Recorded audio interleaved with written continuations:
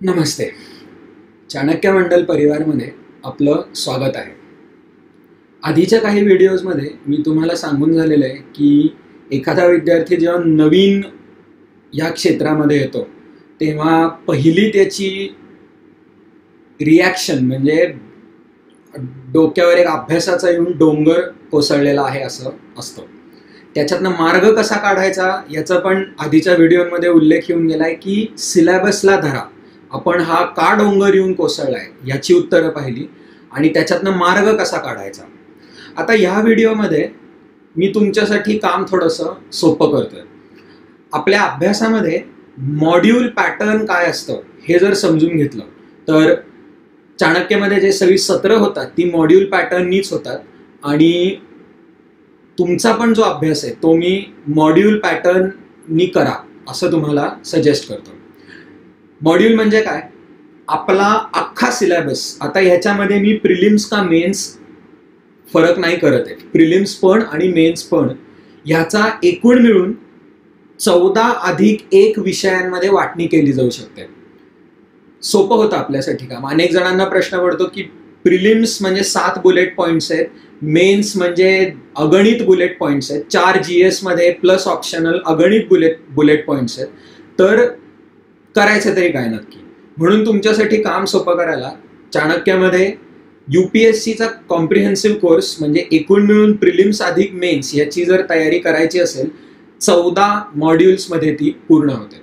आणि मॉड्यूल म्हणजे काय की मी मागच्या व्हिडिओमध्ये तुम्हाला जे अभ्यास आणि सराव याच्यातला फरक सांगितला त्याच्यामध्ये अभ्यास करतानाचा अप्रोच की एका वेळेला एक विषय धरला की सलग त्या विषयाचा अभ्यास करायचा, पूर्ण करायचा आणि मग पुढच्या विषयाकडे जायचं. आणि असं काही जण करतात की पुढच्या विषयाचा अभ्यास करत असताना आधीच्या विषयाचा रिव्हिजन आणि सराव हे पॅरलली चालू असतं. तो पण एक अप्रोच असतो, त्याचे सविस्तर तुम्हाला नंतर सांगेन, पण असतो एवढं लक्षात ठेवा.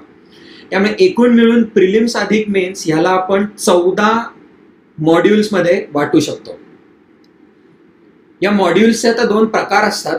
एकाला चाणक्यमध्ये आम्ही म्हणतो मेजर मॉड्यूल, म्हणजे प्रिलिम्स अधिक मेन्सचा सिलेबस आणि क्वेश्चन पेपरचं अनालिसिस केलं तर काही असे विषय दिसून येतात की ज्याला भरपूर जास्ती वेटेज आहे, खूप मार्कांच्या भाषेमध्ये. ह्याला म्हणतो आम्ही मेजर मॉड्यूल. म्हणजे हा एक असा विषय असतो की जो इंडिपेंडेंटली त्या विषयाचा आपल्याला वेळ देऊन अभ्यास करावा लागतो. मी खालती तुम्हाला एक उदाहरण दिलेलं आहे मेजर मॉड्यूलचं. इंटरनॅशनल रिलेशन्स GS2 मध्ये अनेक वेगळ्या प्रकार अनेक प्रश्न म्हणजे एक साधारण 50 ते 100 मार्कांच्या मधले प्रश्न हे तुम्हाला केवळ इंटरनॅशनल रिलेशन्सचे सांगितले जाऊ शकतात. आणि मायनर मॉड्यूल म्हणजे काय असतं की असे काही विषय आहेत काय UPSCच्या एस्पेशली मेन्सच्या सिलेबसमध्ये की त्या विषयाला स्वतःचा म्हणलं तर तसा जीव फारसा मोठा नाहीये. तो विषय हा कुठल्या तरी एका मेजर मॉड्यूलला लागूनच जोडलेला असतो आणि जसं जसं आपण त्या मेजर मॉड्यूलचा अभ्यास करतोय तसं तसं लगेहातच त्या मायनर मॉड्यूलचा पण अभ्यास होऊन जातो. इंडिपेंडेंटली त्या मायनर मॉड्यूलवर फारसा वेळ घालवायची गरज नसते. प्लस आपल्या अभ्यासाला व्हॅल्यू ॲडिशनसाठी आपण जेव्हा एखाद्या मेजर मॉड्यूलचा अभ्यास करतोय तेव्हाच त्याच्याशी रिलेटेड असलेले जे मायनर मॉड्यूल्स आहेत त्यांचा अभ्यास करून घेतला तर ते एक एकसंधता येते अभ्यासाला. म्हणजे एकाच नजरेमध्ये रिलेटेड असलेले विषय एकमेकाशी जातात. तुम्हाला उदाहरण इकडे दिलेलं आहे. इंटरनॅशनल रिलेशन्स हे एक मेजर मॉड्यूल आहे आणि त्याच्याशीच रिलेटेड आता इंटरनल सिक्युरिटी हे एक मायनर मॉड्यूल आहे. आता आश्चर्याची गोष्ट लक्षात ठेवा का इकडे, त्या मुद्द्याकडे मी नंतर येणार आहे. इंटरनॅशनल रिलेशन्स आणि इंटरनल सिक्युरिटी हे 2 वेगळ्या GSच्या पेपरमध्ये आहेत, पण आपण त्याचा अभ्यास एकत्र करतोय. ही मजेदार गोष्ट का करतोय मी थोड्या वेळात येणार आहे. पण इंटरनल सिक्युरिटी तुम्ही अभ्यास करायला घेतलं की तुम्हाला लक्षात येईल की इंटरनल सिक्युरिटी किंवा ब्रॉडर विषय डिफेन्स अँड सिक्युरिटी ह्याला आंतरराष्ट्रीय परराष्ट्र धोरण आणि आंतरराष्ट्रीय संबंध ह्याच्यापासून एक वेगळं करताच येणार नाही. तुम्ही इंटरनल सिक्युरिटी मधले जे सगळे विषय आहेत त्याचा अभ्यास करायला गेला तर दिसून येईल कुठे ना कुठेतरी त्याचा इंटरनॅशनल रिलेशनशी संबंध येतोच. सायबर क्राईम, तर सायबर क्राईम सारख्या गोष्टीला तर देशांच्या सीमांशी काही घेणं देणंच नसतं. आंतरराष्ट्रीय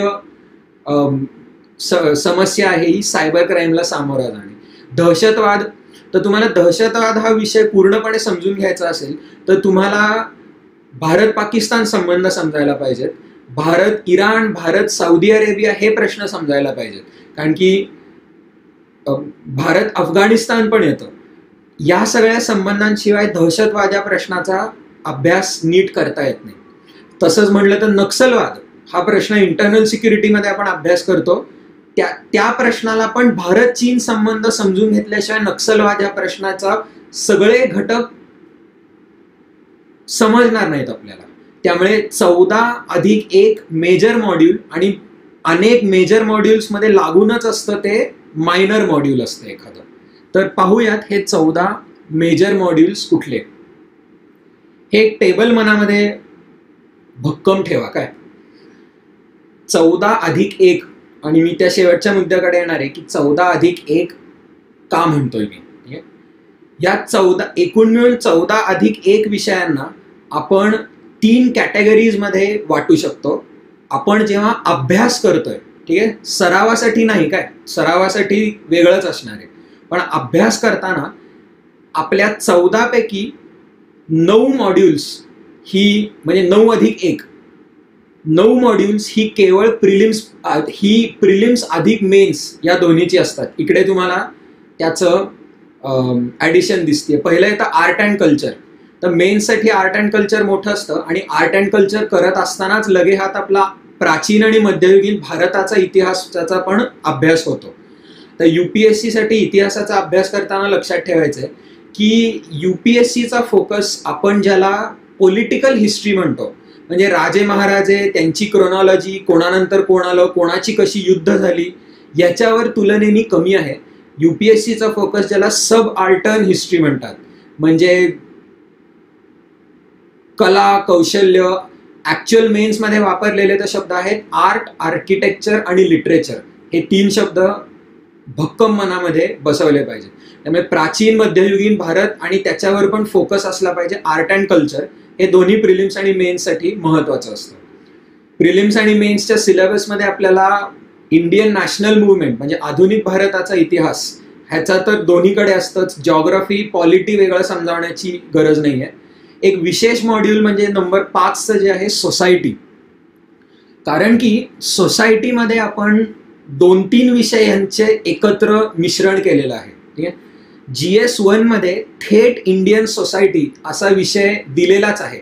म्हणजे त्याच्यामध्ये मग इंडियन सोसायटीमधली diversity, problems related to communalism, regionalism हे सगळे जे विषय येतात ते सोसायटीमध्ये आपण त्याचा अभ्यास करतो.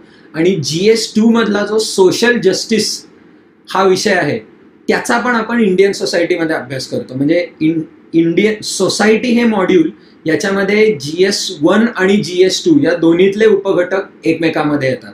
आणि हे असं का करतो आपण, कारण की तुम्हाला एकदा अभ्यास करायला लागलात की लक्षात येईल की भारताच्या समाजाचा अभ्यास करतानाच त्या समाजातल्या प्रश्नांचा पण अभ्यास होतो. फॉर एक्झाम्पल GS1 मध्ये इंडियन सोसायटीमध्ये दिलेलं आहे की प्रॉब्लेम्स रिलेटेड टू विमेन, स्त्रियांचे प्रश्न, आणि GS2 मध्ये सोशल जस्टिस म्हणजे विमेन एम्पॉवरमेंट हा जर विषय घेतला मग तो GS1 मध्ये पण विचारला जाऊ शकतो, GS2 मध्ये पण विचारला जाऊ शकतो. त्यामुळे हे खूप एकमेकाशी जवळ रिलेटेड असलेले विषय आहेत. त्यामुळे इंडियन सोसायटी किंवा नुसतं सोसायटी हे मॉड्यूल 5 नंबरवर येतं. 6 नंबरवरचं मॉड्यूल आधीच्या स्लाइडमध्ये सांगून झालेलं आहे इंटरनॅशनल रिलेशन्स, आणि त्याच्यामध्येच मायनर मॉड्यूल येतं इंटरनल सिक्युरिटीचं. इकॉनॉमीचं मॉड्यूल तर सेल्फ एक्सप्लेनेटरी आहे, त्याच्यामध्ये काही वेगळं जाण्याची गरज नाही. एन्व्हायरमेंट अँड बायोडायव्हर्सिटी हे पण सेल्फ एक्सप्लेनेटरी आहे, आणि त्याच्यामध्येच रिलेटेड विषय आपण घेतो जो केवळ मेन्स पुरता आहे, तो म्हणजे डिझास्टर मॅनेजमेंट. त्यामुळे हे 8 मॉड्यूल्स दोन्ही प्रिलिम्स आणि मेन्ससाठी येतात. आणि तुम्हाला खरंच लक्षात येईल की तुम्ही जनरल स्टडीजचा जर अभ्यास म्हणला तर हे 8 मॉड्यूल्स झाले की आपला प्रिलिम्स, आपला मेन्सचा पण जवळजवळ 80% अभ्यास झालेला असतो. हे 80% मोजताना मी ऑप्शनल धरत नाही येतात, पण झालेला असतो. असे कुठले विषय असतात की जे केवळ मेन्स पुरतेच आहेत, तर अर्थात पहिला आणि सर्वात महत्वाचा असतो तो ऑप्शनल.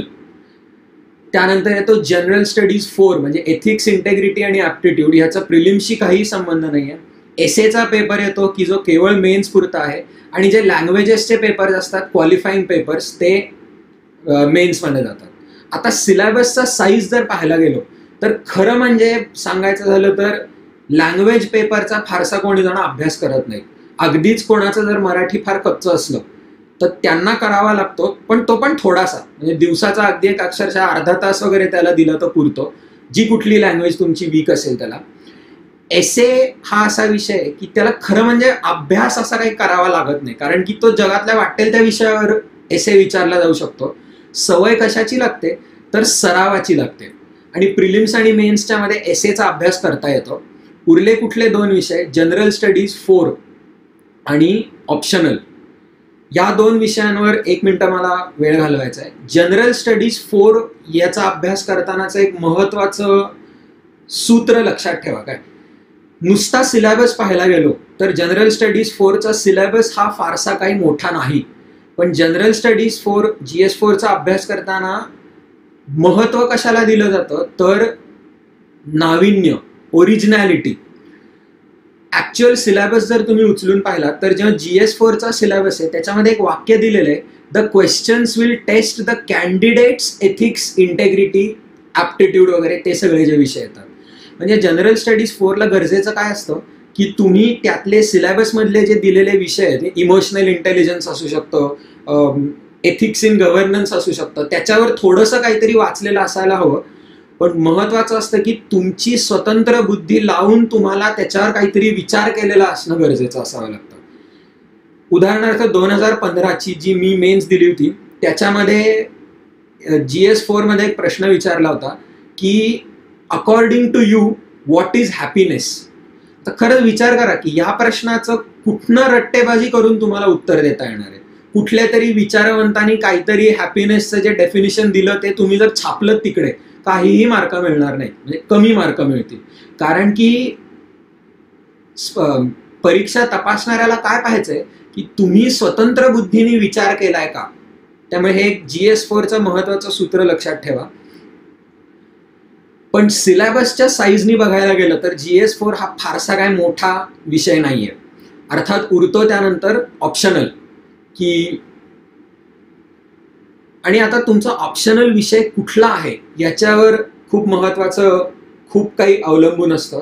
कारण की कुठलाही ऑप्शनलचा विषय असू दे, अगदी तुम्ही टोकाचे सिव्हिल इंजिनिअरिंग वगैरे विषय जर घेतलेत तर ते बाजूला, पण जे बहुतांश 5 विषय सर्वात पॉप्युलर आहेत, जे political science, geography, history, public administration आणि सोशिओलॉजी, की जे बहुतांश जण घेतात, या 5ातला कुठलाही एक विषय निवडला तर तुम्हाला दिसून येणार आहे की तुमच्या ऑप्शनल मधला भरपूर काही सिलेबस हा जनरल स्टडीजशी ओव्हरलॅप होतो. आणि मग तुम्हाला तिकडे महत्वाचा निर्णय घ्यायचा असतो की जास्ती फोकस द्यायचा असतो तो जो एक्सक्लुझिव्हली ऑप्शनलचा विषय आहे तो आधी संपून घ्यायचा, आणि मग जिथे जनरल स्टडीजशी ओव्हरलॅप आहे त्याचा अभ्यास करायचा असतो. त्यामुळे प्रिलिम्ससाठी 8, मेन्ससाठी 4, आणि केवळ प्रिलिम्ससाठी आपण अभ्यास करतो तो कशाचा तर एकच विषय आहे, सिव्हिल सर्व्हिसेस ॲप्टिट्यूड टेस्ट. आणि याचा कितपत करायचा अभ्यास, कसा करायचा, त्या मुद्द्याकडे मी नंतर येणार आहे.